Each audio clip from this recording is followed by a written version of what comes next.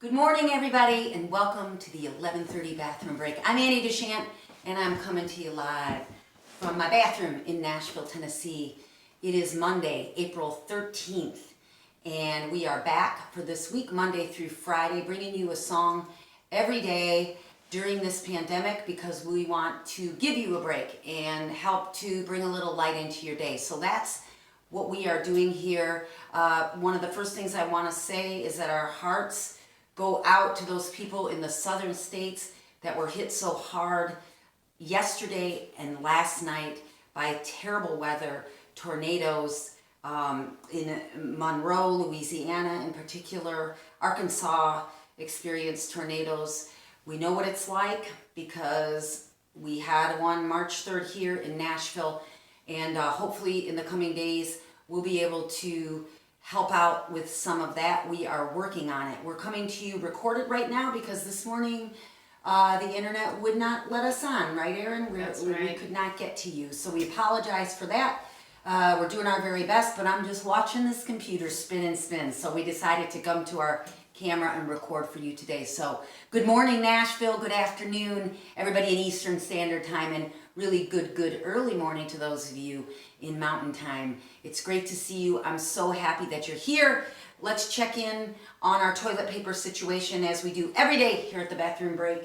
We're very, okay, I'm just gonna face it, we're low today, Erin. Oh, see, that could have happened to me in the middle of the night, but it didn't, thankfully. So we're going to get out another roll, and Erin reminded me of a character from way back, I think it was the 70s, Mr. Whipple with Charmin, right, Erin? From Liz, my cousin. Okay, so that came from Liz in Canada, right? Where's she in Canada? Nova Where's Liz? Scotia. Nova Scotia. Reminded us about Mr. Whipple. Those of you my age, maybe a little younger and older, remember Mr. Whipple, and we're going to ask the gals about that in a little bit. But for now, I want to give a shout out to a couple people. First of all, I want to let you know that I hear you when you all chat with us, when you leave comments down below after this video runs. I read every one of them. When you touch me on Facebook, I read you too. So keep them coming. I want to let you know, I want to let Winston Darmond in Baton Rouge, Louisiana. Winston, hello. Your buddy Ed told us to say hey to you. It's so glad to know you're out there and listening. Hi, Winston, and welcome.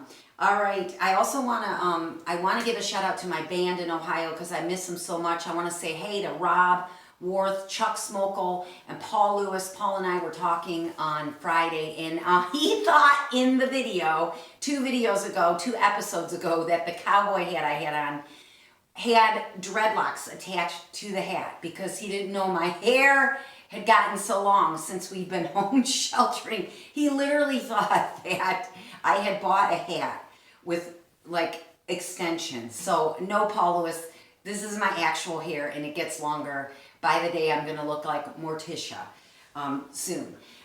So I wanna give a shout out to my band. I wanna give a shout out to everybody who's working and having to work, who is having to go to work in particular. I implore you to stay safe, stay 6 feet away from people, wear a mask if you have one, wear gloves, wash your hands.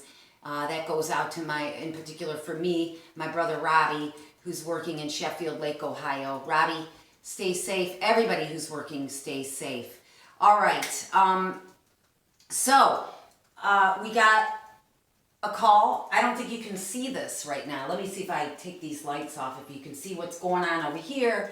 But our gals wanted a stage of their own. So their attorneys called us and said this would now have to be part of their contract. So here they are, Siri and Alexa. Alexa, go to sleep. Alexa, stop. Okay, she did listen. All right, so what we're gonna do today in Alexa versus Siri, and we're gonna have a poll on this video, so take the poll and let me know who you think wins today's Alexa versus Siri. Okay, Alexa, who's Mr. Whipple? Mr. George Whipple is a fictional supermarket manager featured in television commercials, radio, and print advertisements that ran in the United States and Canada from 1964 to 1985 for Charmin toilet paper. Charmin. Whipple scolds customers who squeeze the Charmin, while hypocritically entertaining such actions himself when he thinks no one will notice. Did I Wow! answer your question? Yes, you did, my darling. You answered it fully, completely. Who knew? Oh, thank you, Alexa. Thanks for your feedback. You're welcome. You'll be getting feedback on this video too. Okay, I forgot his name was George, and I like the way she from on high, like sort of gave it to him and judged Mr. Whipple. Hypocritically. Well, Hypocritically. That hypocrite, Squeezing. George Whipple, that fictional hypocrite. All right, that's Mr. Whipple, 1964, the year I was born. Woo! That's when he came on the scene. All right, let's see what Miss Siri knows. Siri, who is Mr. Whipple? Here's some information. I'm telling you what, Erin, we have got to figure out how we can get Siri to talk to us. She'll talk to you in the car, apparently, quite easily, but not here. So, on my glasses go. Mr. George Whipple is a fictional supermarket manager featured in, okay, it sounds like the same information. And he used to say, don't squeeze the Charmin while hypocritically entertaining such actions himself. Okay, so same thing. Yeah, the catchphrase, but wait a minute, she told us more. The character and catchphrase were created by John Shervakis of the agency Benton and Bowles. All right, and something about the very first thing. She gives information about when he first appeared too. I don't know, these gals are on it this morning. Alexa versus Siri, I'm not sure if anybody wins, but take the poll and see. Alexa and Siri, I hope you're enjoying your new stage. You know, there's not just one diva in this room, people. Okay, so now I'm going to get on with today's song for you. This is the main reason we're here is to bring you a song. I'm getting requests every day, lots of requests. Thank you for your requests. Keep them coming down in the comments section. Come on board and let me know what you'd like to hear. But this one has received more than a few requests. This is a song from 1990, gosh, I think it might be 97. It's something of the soul. I'm sure Diane can tell me when this my second solo CD came out, Something of the Soul, designed by Sue Unkefer, awesome. So this is a song I wrote with my grandmother as the lead character. And what I want to tell you is the story about how this song came about. It's from information given to me by my mother and reminded to me by my mother this morning over the phone while I put my eyeshadow on. She shared with me the story of where she grew up, which is on Lake Road in Avon Lake, Ohio. My great-grandmother, Clara, was the first citizen, officially the first citizen of Avon Lake, Clara Tomanek. Well, she and her husband, Antone, had a farm because everybody in Avon Lake and Avon were farmers way back when, and they had a farm which they eventually sold some of it to someone else in Avon Lake, and they also divided it up between their children. So they had 3 sons and 1 daughter. So my mom consequently grew up on Lake Road in Avon Lake. So the order was my grandma Tomanek, Elizabeth, and my grandpa William, those are my mom's parents, they lived in one house. Right next door was Uncle Carl. Next door to them were Clara and Anton, who gave them all the land. Then was Aunt Maisie was next to that. And then Frank, he was like, he got out of Lake Road. He moved south. He was like south of everybody. He was probably like, I can't put up with these people. Frank, he lived further south, but not far away. And then Uncle Bob lived next to Aunt Maisie. I mean, this is a whole family, right, living in close proximity to one another. You know, there was one person in there going nuts, like, I got to get out of here.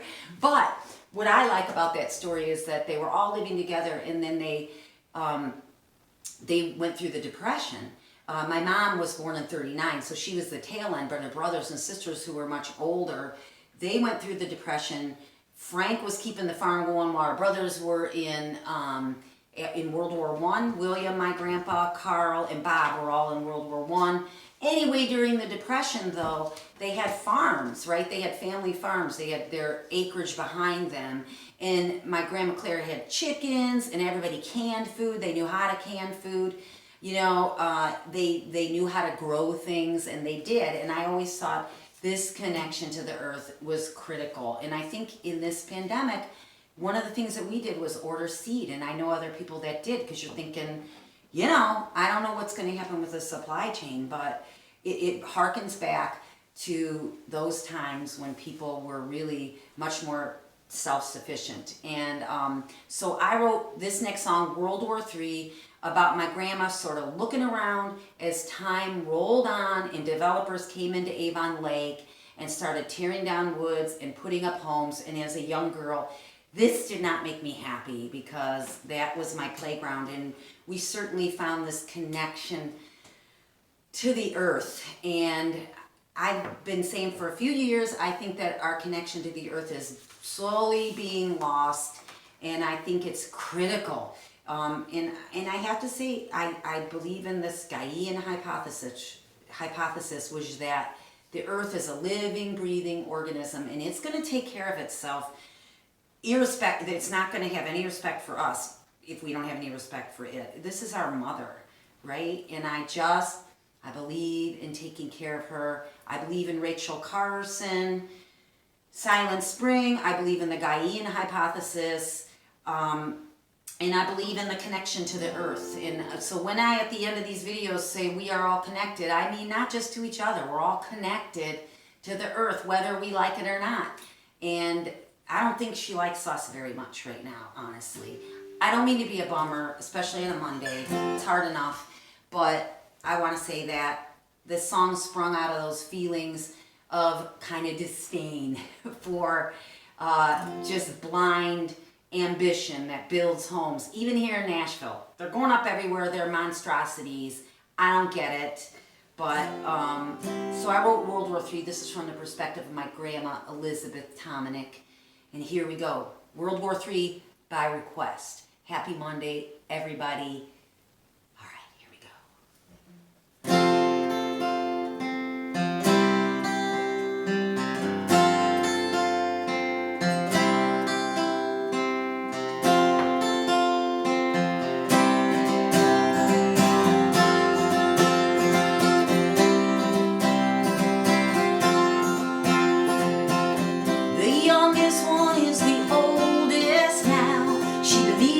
She deserves some rest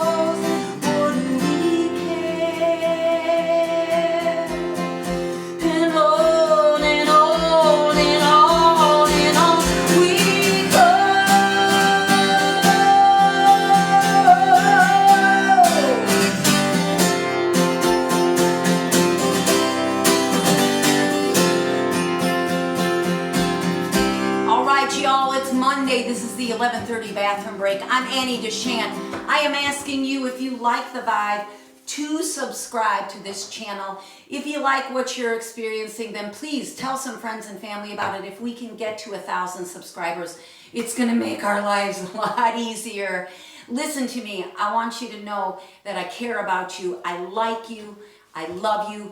Thank you so much to all of you who have been subscribing, spreading the word about the bathroom break, ordering merchandise. 3 orders from California last week. Thank you so very much. This independent artist appreciates it. We are going to be getting a tip jar up, and we're going to start raising money for people who really, really need it. So look forward to that. Listen, you are not alone.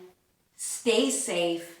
We are all connected, and I will see you tomorrow. Bye-bye.